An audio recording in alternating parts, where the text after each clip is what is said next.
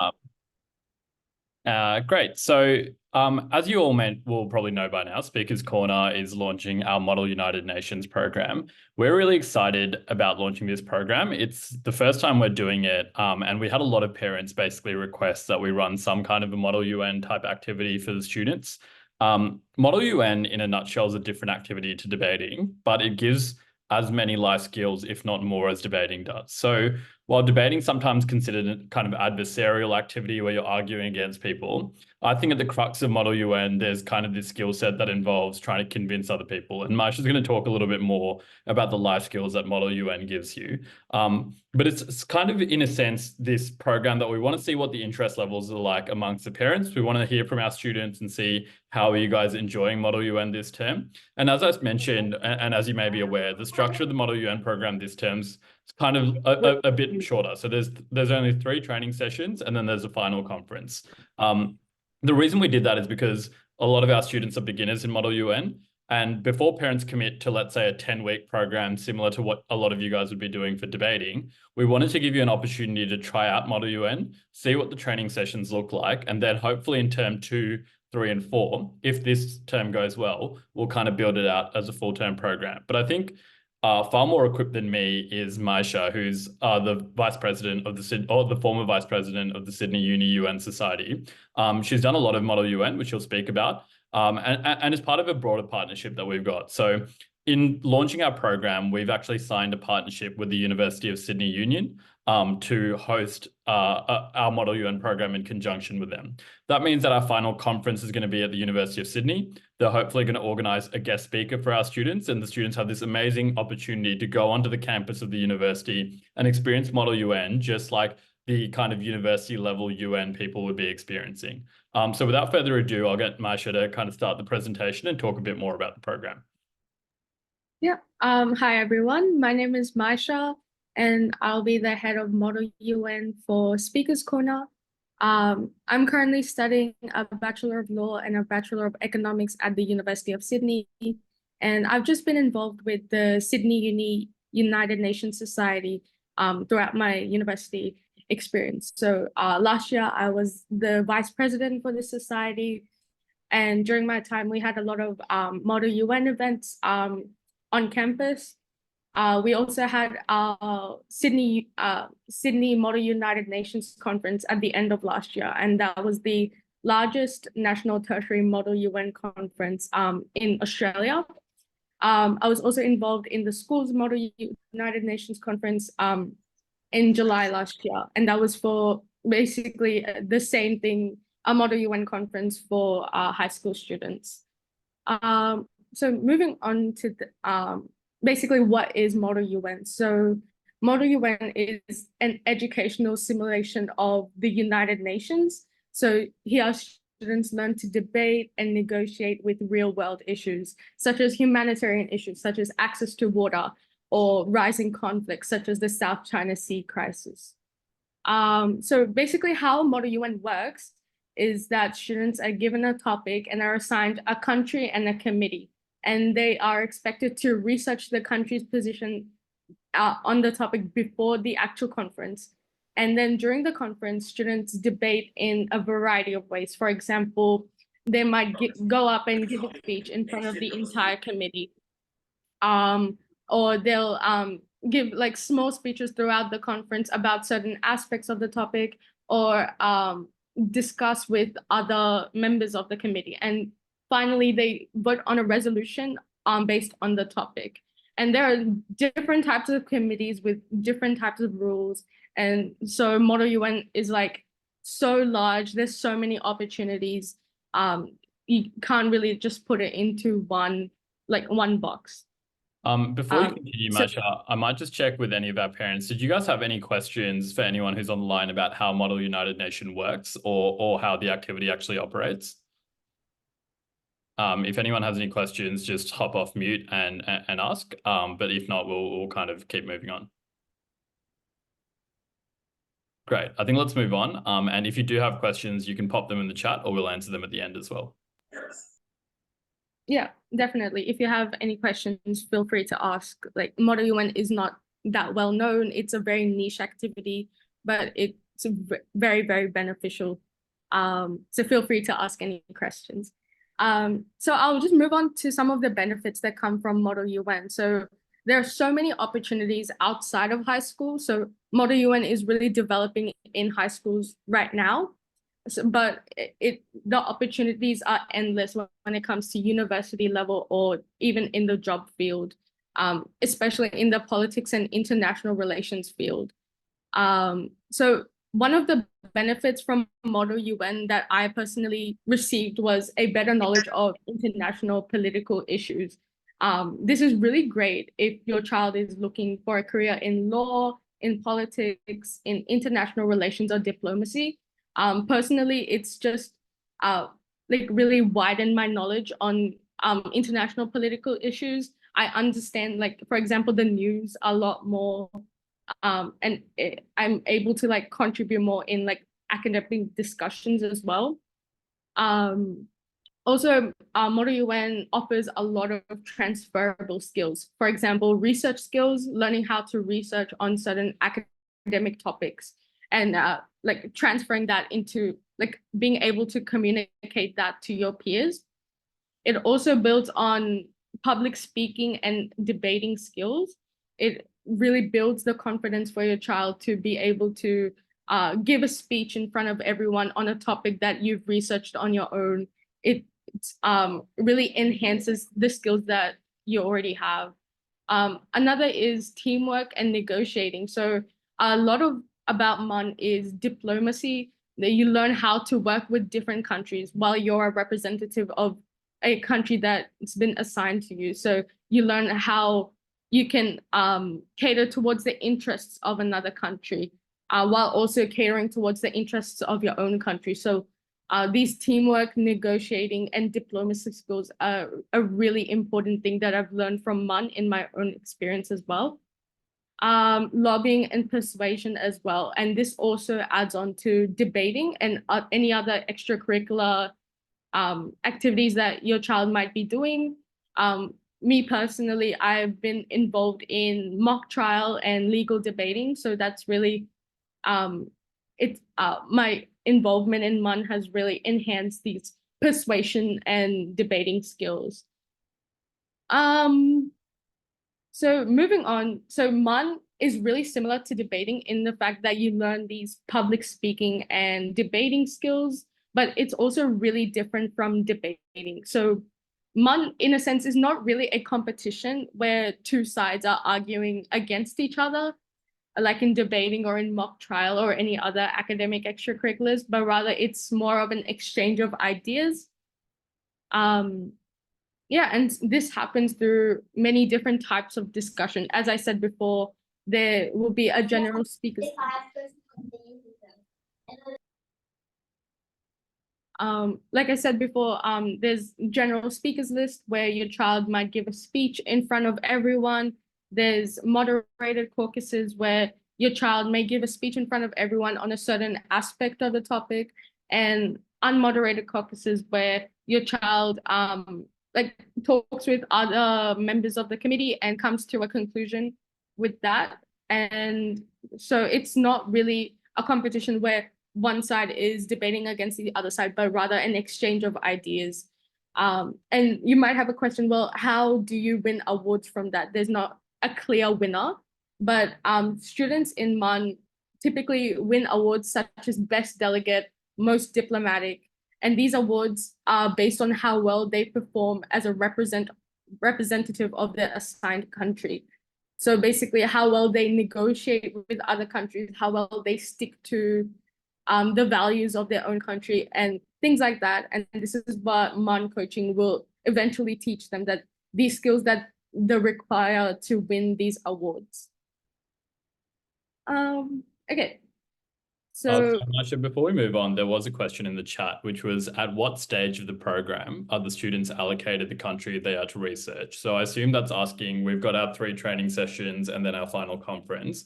When will the students start kind of hearing about the country that they need to research about? Yeah, so our plan for Model UN coaching is assigning a country for the 3 training sessions. But it'll be very very basic. So they more of what they learn is how to work in these different types of situations that I've listed before, how to give a speech, how to negotiate with other teams. So during these lessons, they'll be able to have a country and research as they go. However, for the conference, they'll be assigned a different country and they'll be notified at least a week or so before. And in that week, they'll be able to research and then present this at the conference. Yeah. So to recap, in the training sessions, they'll basically almost get experience practicing what it's like to do Model UN, where they get assigned a country, and we'll send those countries out and they can do a little bit of research. But at least in the first session, we're kind of going to be guiding the students on what Model UN actually looks like. And so there'll be less of an emphasis in that first session necessarily on the research element. The second and third sessions probably where we're going to build those skills in. And then in advance of the conference, about a week before, they'll get a separate country, so a new country to test out again. Vasantha, I can see you've raised your hand. Yeah, I yeah. just have one question. So that's 3 training sessions and then you go into a conference. Is that conference on site or is that virtual? Yeah, so the conference is it will hopefully be at the University of Sydney's campus. So it'll be at the University of Sydney. And we're just we're waiting on the university to finalize those dates, but it'll hopefully be either on the 13th or the 14th of April. And who would that participants be? Would you know? Yeah, so the participants in that is going to be basically everyone who's in our program at the moment. So at the moment, I think the program's got about 50 students, but we're yet to kind of get school participants in. So we're expecting it could be anywhere between about 50 to 100 participants, and they're going to be split across 4 rooms if it gets to that size. And so, yeah, the other thing to flag there as well, Vasantha, is that with Model UN, unlike debating, it's not going to be an activity where you have 3 Year 12s debating 3 Year 12s. You're actually going to be needing to negotiate with people in different year groups to you as well. And I think that adds a really important skill set, because you need to start thinking about how does someone slightly younger or slightly older think than me? And you guys would notice that, I think, in your professional careers as well, right? Like when you're, let's say, a manager higher up and you're talking to a graduate, or when you're, a middle manager in your career, that's a really critical skill that we want our students to build. And I think that debate sometimes can kind of box them into only ever interacting with students their own age. And sometimes it might hamper their ability to actually learn that other skill set of, okay, this person's less or more experienced than me, they have interests, and then I want to negotiate with them in that way. So that's one of the critical skills we're also going to be teaching them. All right, okay, thanks. Sam, so you had a question, which is the program to run on an assigned day before or after school? So in response to that question, basically the way it's going to work is that they'll have 3 training sessions that are run over Zoom. At the moment, the days we've assigned them are Monday, Tuesday, or Sunday. So if you haven't already signed up, at the end of this session, I'll send out a Google form. You can tell us the days you prefer, and that's when your training sessions will be. And the final conference is going to be on a weekend, the 13th or 14th of April, most likely, at the University of Sydney. I think have I covered everyone's questions there? Were there any other questions people wanted before we move on? Yep. So I can see how many students will be assigned to each team or country. So on the final, Marsha, actually, do you want to answer that for the final conference? So how many students will be assigned to each team or country? Yeah. So that depends on sorry. So that would generally, sorry, is there someone? No, you go ahead, Marsha. Yeah. All right, so generally that depends on how many students we have participating in the final conference. We planned about 2 committees, and in that there could be up to like 20 or 30 students. But ultimately that depends on how many students we have competing in the final conference. Oh, sorry. So to clarify, I think the teams, they're going to be in teams of 2 most likely. So yeah, they're not going to be in teams of 20. There'll be 20 students, let's say, in a conference room, and then they'll be in teams of 2 negotiating against other teams of 2. Does that kind of answer the question you had there? I think it says AT. I think that's Anthony. Okay, excellent. Great. So if there's no other questions at this stage, we'll move on. But again, there'll be more times to ask questions, or just put a message in the chat and we can reach it at an appropriate time. Marsha, feel free to move on now. Yeah, no worries. Yeah, just as we covered before, there will be 3 training sessions, and in these training sessions, your child will learn to the procedure of MUN, how MUN works, and how to speak and how to negotiate during these different MUN debates. So as I said, the general speakers list, moderated caucuses, and unmoderated caucuses. And during these 3 training sessions, they'll learn these skills that they need to win the awards, and generally these transferable skills that they can use in the job market in the future. And finally, we'll end with a final conference where students have the opportunity to put these skills to the test, and they can use these skills to win awards. And overall, it's a great experience. Even if you don't win awards, it's a great experience. It really widens your mind about certain topics, and just meeting new people and new worldviews is a really great experience. So there's plenty of Model UN opportunities in high school. So there's plenty of conferences that are put on by different societies. For example, the Sydney Uni United Nations Society holds the Schools Model United Conference in July of every year. And this is for high school students only, and they get to participate on the UCID campus over a 2-day conference. And there's plenty of awards for that as well. There's the New South Wales EVIT competition, which is one of the most well-known prestigious Model UN competitions in New South Wales for high school students. And there's also the Sydney Uni Model United Nations Conference. So this is where high school students basically apply for a position to compete in the conference, and they'll be working with tertiary level students, so university level students. So they'll have like a new experience, learn how uni works, how university students think. So it'll be a great experience to expand their mind as well. And of course, many high school students clubs are starting to hold their own Model UN conferences. For example, I know James Roos, Barker, they're also holding their own conferences as well. So this would be another opportunity for your child as well. There's also plenty of opportunities in uni as well. There's plenty of Model UN societies or international societies at uni that hold annual Model UN conferences. For example, Sydney University, Australian National University in Canberra, they also hold a yearly conference, which is ANMON. UNSW as well holds AMONC, which is the Asia Pacific Model UN Conference. And being a part of these societies and involved in these activities in university is really great for volunteering or job opportunities. For example, a volunteering opportunity that I know one of my friends got from being involved in MUN is volunteering for a professor who was holding a different conference with postgraduate students and academics as well. So being involved in these opportunities gives like many pathways into academia as well.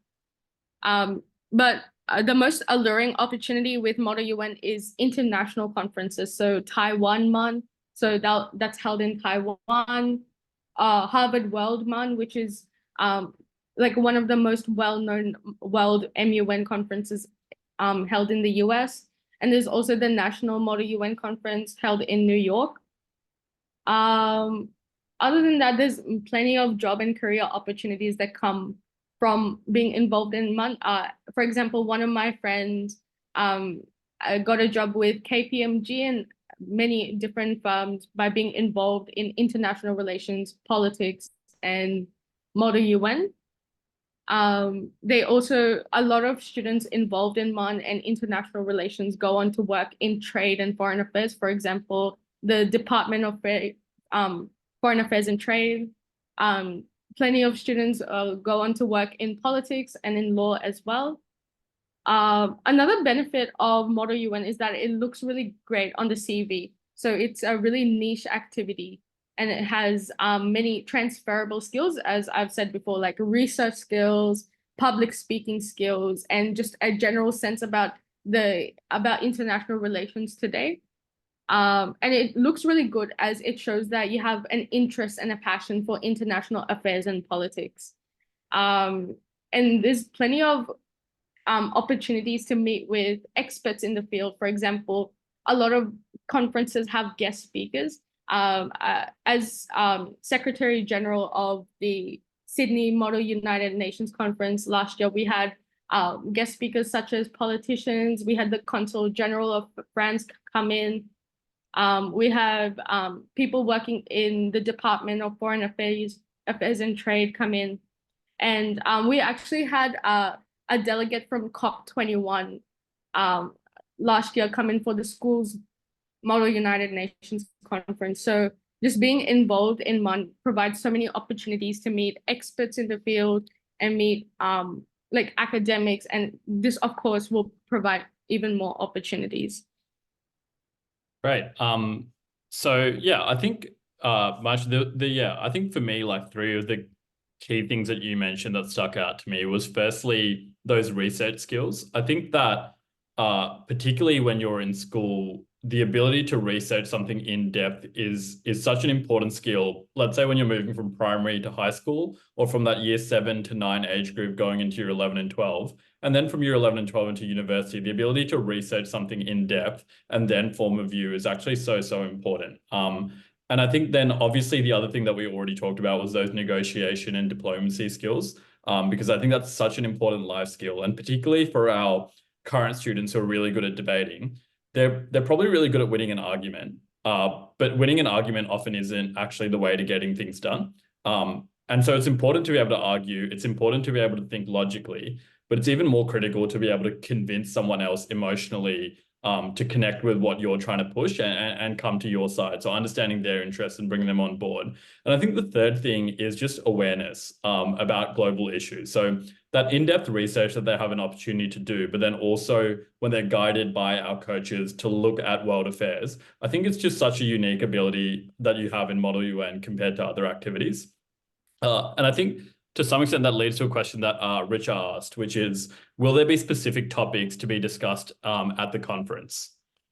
So Marsha, do you want to chat about that? Like so basically, what are the motions that, students are given? What is the actual paper that they have to consider? Things like that. What topics will they be talking about? Yeah, definitely. So, an example of a topic would be, for example, is humanitarian issues. So, things like world hunger, access to water. While these may seem like fairly like basic issues, the international relations that come behind these topics are really in depth, and different countries have different stances on it. Many countries provide humanitarian aid, while others may need humanitarian aid. So these are some of the some examples of the topics we may be discussing in the training sessions. I remember one of the first topics that I did in Model UN when I was doing it in school was actually on whether we should have a regulation or international standards related to genetically modified organisms. Yeah. And it was really interesting because I was in, I think, year 8 or 9 then. And if you ask any average year 8 or 9 student what a genetically modified organism is, they'll have no clue. But through the opportunity of doing Model UN, I researched that topic and then particularly looked at, I think the country I had was America from memory. And so you look at what industry in America looks like. Do farmers in America generally, rely on genetically modified organisms? What have the harms of GMOs been? So I remember we looked at the impact of them in India. And so we knew that, India, where genetically modified organisms were used by farmers and then undermined their farming, might go into this conference having an adverse attitude to GMOs. And so we knew we had to convince them to come on board with us. So those are the kinds of topics you get where it might be a particularly specific world issue or it might be a general one. And you just have to think not only how this affects the world, but then within my country, what do the economy of my country look like? What is the subset of interests in my country and how's that going to affect it? Does that answer your question, Richard? Can't see a response. Yeah, great. And then we had another question from Isa, which is, I think, a really good question again, which is how do we encourage public speaking skills in the Model UN context for a student who might be super interested and knowledgeable about world issues, but shy and anxious and lacking confidence in public? And I think that really the answer to that question is that's exactly what those training sessions are about. So we're not throwing any students into the deep end, into a conference and saying, hey, go out and speak. What we're really trying to do is nurture them in those training sessions that are running on Zoom. And our coaches are going to try and make sure that all of our students in those sessions have the opportunity to try and speak, and particularly monitor where are students shy, and we can kind of see that they're not contributing to the conference enough. Actually engage with them and be like, hey, like, do you want to try and have a go speaking about this? So let's say your daughter has really good ideas but is shy. We might just call on her and push her in the first instance to try and speak, and also maybe beforehand in breakout rooms on Zoom, give her some ideas in a kind of more confined context before we get her to speak overall. Does that kind of answer your question, Isa? Yeah, if I could just Yes, add on thank that. you. So if I could just quickly add on that. So the best thing about MUN, in my opinion, is that every student gets to speak. So so basically how MUN works is at the beginning, everyone gives an opening speech. So everyone gets to present like how much they know about the topic. Like if your daughter has really great ideas, they'll be able to showcase this in the opening speech. And so MUN has really helped me personally with my public speaking skills as well. So I remember in my first month, I was really shy, but as I was really involved in my society and really involved in these MUN conferences, I was able to learn how to speak on my feet as well. So I was able to learn how to improvise, what to say. Like I knew what I wanted to say, but I didn't know how to get it out. But by the end of last year, I felt like my skills have really improved when speaking in an improvised way. So MUN really helped me with that as well. Thank you. That's really good to know. Thank you very much. It's actually my son, but who's a little bit shy, but it's really, really encouraging and really good to know. I think you'll get a lot out of that. Thank you. Yeah, and I mean, this goes for any parents, but let's say you already know in advance that your son or your daughter is a little bit shy and you'd like our coach to give any special attention to them, or just be aware of particular things you want them to get out of Model UN. Feel free to just send us an email or get in touch with one of us, and that will actually really help us improve the quality of the coaching experience for your children, because Marsh is basically going to be managing our entire coaching team. We'll be very easily able to chat to our coaches and say, hey, Isa's son's really smart, he's switched on about world issues, but he might have a bit of hesitance contributing at the start, so can you just be a bit encouraging? And so we can always facilitate that and use those training sessions to build a bit of confidence before any of our students go into the final conference. Great, thank you.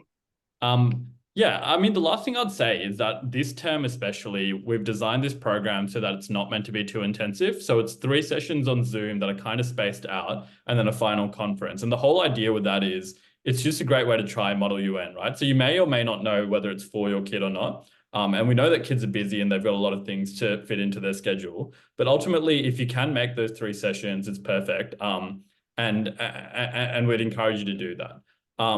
So, sorry, I've got a question here. It just says from iPhone, so I'm not really sure what the name is.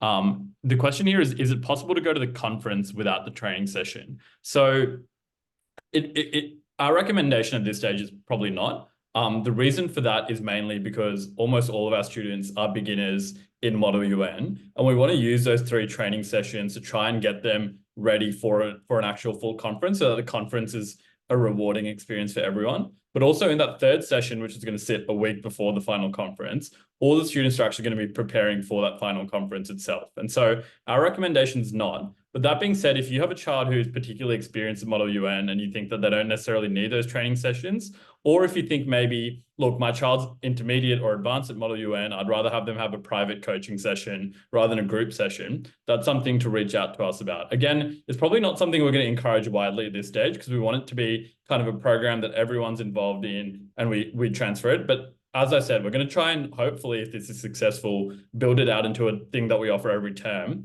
And there's way more opportunities there. So hopefully that answers your question as well. Sorry, I'm referring to you as iPhone, but I just don't have a name on Zoom for you. Was there any other questions that people had before we kind of wrap up today? Great. So I know that a lot of you have already signed up, and some of you might not. So I'm just going to send the sign up form in Zoom to everyone here, and hopefully that comes up to you. So if you are interested and you haven't already signed up, the next step for you is simply to go to that Google form, fill out your time preferences. We'll have all your information, and then we'll get in contact with you basically with a day that suits. We're trying our best to kind of roughly match people to people of other skill sets and availabilities. But, you know, if one of those days doesn't work, we'll also reach out and see if we can kind of set up a different program for you as well. If no one else has any questions, we might wrap it up there. But yeah, I think basically, if I were to take one thing away from this session, it's that Model UN is going to equip your children with skills that may not ordinarily come from debating and public speaking, but are really critical in their life. And this is just a really good way to test it out and see, is this an activity that my child's going to build a passion for and going to be something that, you know, like they might end up, you know, one day like Maisha being the vice president of the Model UN Society at USyd, starting a bit unsure about whether it's the activity for them. So yeah, thank you again, everyone, for your time. As I said, I've sent that form to sign up in the group chat, and yeah, you can shoot us a message on WhatsApp or WeChat or whatever it may be if you have more questions, or by email, and we'll wrap up the session today. So thank you everyone for joining.